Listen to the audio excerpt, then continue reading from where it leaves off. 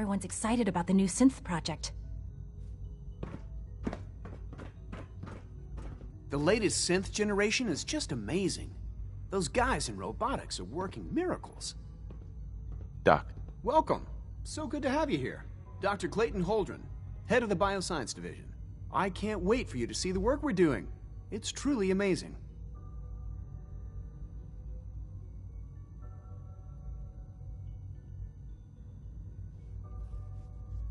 Like what? I was just about to explain that. As the name implies, the Bioscience Division specializes in fields of study such as botany, genetics, and medicine. Our most important directive is to ensure the health and well-being of everyone in the Institute. To that end, we cultivate highly specialized breeds of flora for use in food and medicine. We've even started to explore the idea of synthetic animal life. You probably saw the gorillas. They're really just a pet project at this point, but the potential is exciting nonetheless.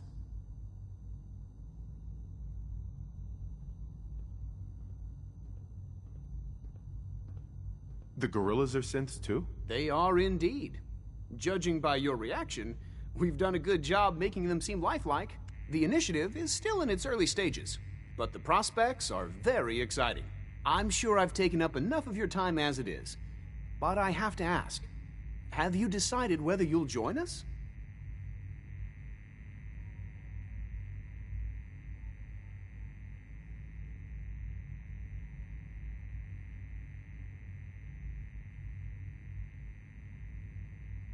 I'm not sure. Right now, I'm just trying to keep an open mind. It's a big decision, I know. But it's also a rare and important opportunity. No need to rush to judgment. In any case, I imagine you'll want to continue looking around. Or, if you prefer, I'd be happy to answer any questions you might have.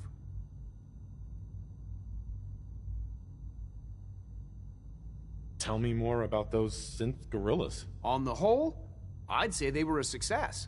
Their behavior does generally match what our historical data says it should be. Unfortunately, we had a few early setbacks. The creatures can become suddenly aggressive, and they're quite strong. They destroyed 2 of their synth handlers. So now we keep them in an isolated habitat to expand our operations at Warwick. He's eager to get that going, so I've had to put everything else to one side. I wonder how the Warwick family is doing. Young Wally must be close to 10 years old by now. It's remarkable that any child can survive for so long up there, don't you think? I try not to think too much about it. We have more than enough to occupy ourselves here. And those people are the last remnants of a dying past. It's best not to dwell on the subject. They're still people, and they're suffering. We can at least admit that it's regrettable. After all, how can we hope to redefine mankind if we can't even hold on to our own humanity? Well, that's a question best left to our colleagues in the robotics division. Yes, well... I suppose you're right. It's great to have you here. Clayton. Anything I can help you with?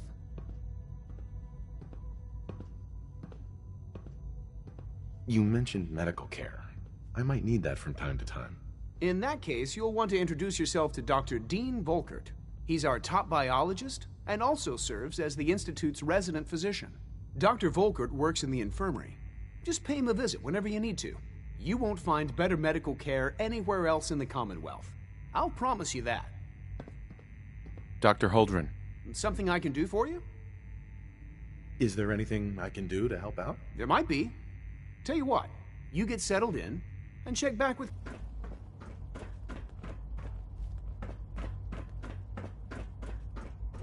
Almost done. Just need to tighten up this primary drive servo.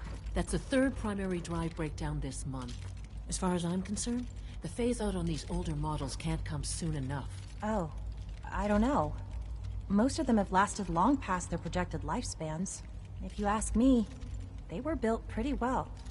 I can't argue with that. Even so, I'm ready to see the full Gen 3 roll out. There we go. All set. Unit, you can return to duty. Thanks again. Of course. Scanning. Unknown identity. Clearance confirmed. Dr. Watson can be a little obsessive when it comes to rules and policies. The Institute's a big place. It might take a while to learn where everything is. Doctor. They weren't kidding. You really are here. Well, all right. I'm Allie Fillmore. You can think of me as the Institute's chief engineer. When Father told us about you, I could hardly believe it. You've been through so much, I think most people would have just given up. If you don't mind my asking, what was it that kept you going all that time?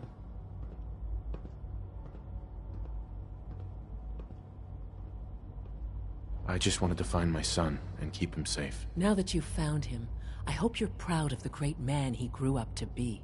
Now, I'll give you a quick rundown of the Facilities Division, and then I'll answer any questions you might have afterward. As you might guess, we keep the Institute's mechanical and electrical systems running smoothly. We maintain and upgrade all of the systems that make it possible to live and work in a place like this. There's a lot of machinery behind these walls that recycles the air and water and provides power to the laboratories and quarters. The work we do might not be as exciting as some of the other departments, but it's at least as important. So, now that you're here and you've spoken to Father, does that mean you're on board?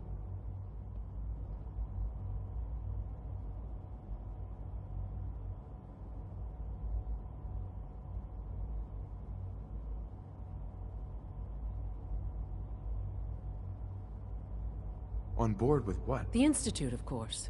Sean implied you operated on a level, if not equal, then at least similar to the rest of us. Curious. If there's anything else you'd like to know about the Facilities Division, I'm happy to discuss it.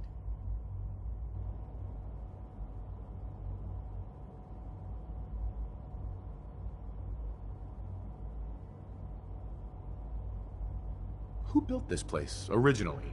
Has it been here long? The construction of the Institute is the work of generations of scientists.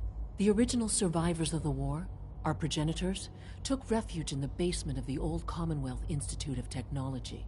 Over time, their sons and daughters dug deeper into the earth and built increasingly sophisticated habitats and laboratories.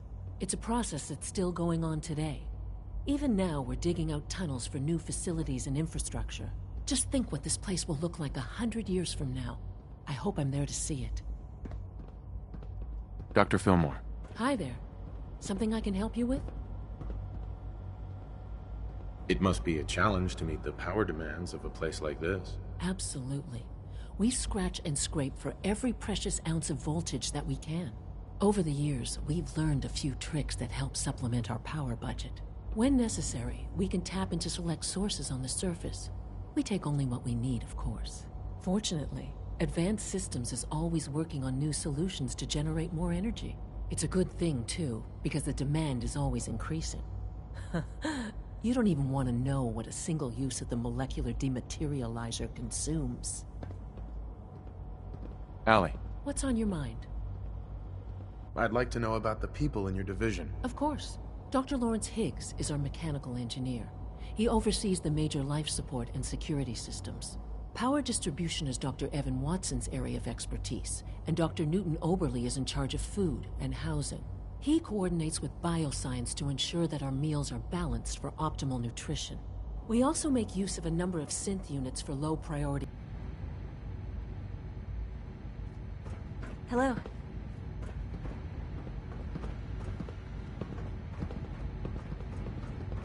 Feels like this project has been going on for months. Doctor. So, here you are. Justin Ayo, Acting Director of the Synth Retention Bureau.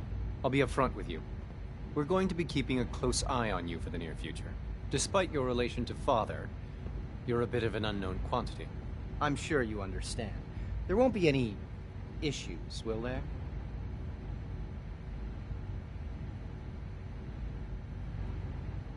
No problems here. Good to hear. Now, Father has asked that I provide you with a brief overview of the Synth Retention Bureau. Our primary responsibility is the recovery of escaped synths that are hiding among the human population on the surface.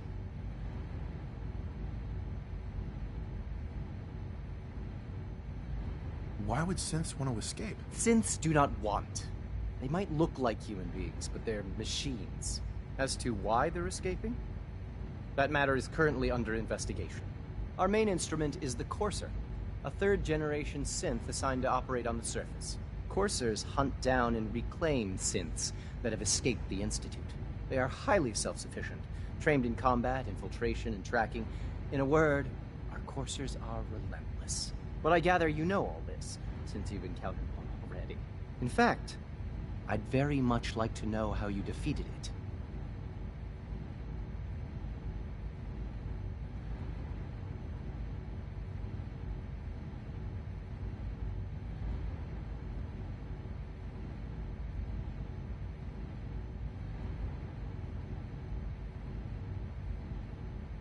I guess I just got lucky. That's hardly helpful. I suppose I'll have to ask robotics to perform detailed diagnostics on the entire production run. As if we don't have enough problems. Now, unless you need something else, I'll get back to work.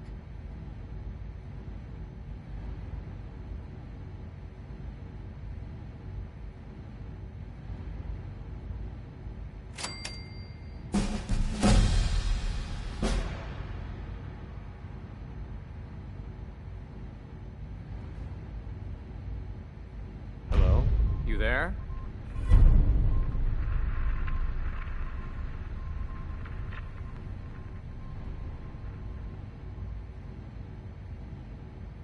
I'd like to know more about the synth reclamation process. Fine. Once a Courser has located a rogue synth, it uses that synth's recall code to wipe its memories and render it inert. We then begin the delicate process of restoring the neural pathways to their original configuration. In those cases where the procedure is successful, the synth returns to duty with no memory of its time on the surface. All too often, we're unable to repair the damage and are forced to dispose of the unit entirely. Dr. Ayo, Yes, what is it? you mentioned that coursers undergo special training. Tell me more about it. The SRB constantly monitors our Gen 3 synth population, looking for specific traits. Those who show tenacity, fearlessness, and independence undergo a rigorous training regimen. We teach them armed and unarmed combat, investigative techniques, psychology, and mechanical skills. Those who pass a final evaluation become coursers. The rest have their memories wiped and return to their former duties. Justin, Yes, what do you need? if you're the acting head of the SRB, who are you filling in for? Dr. Zimmer holds that position. He's supervising the retrieval of some of the more high-profile units. In his absence, I keep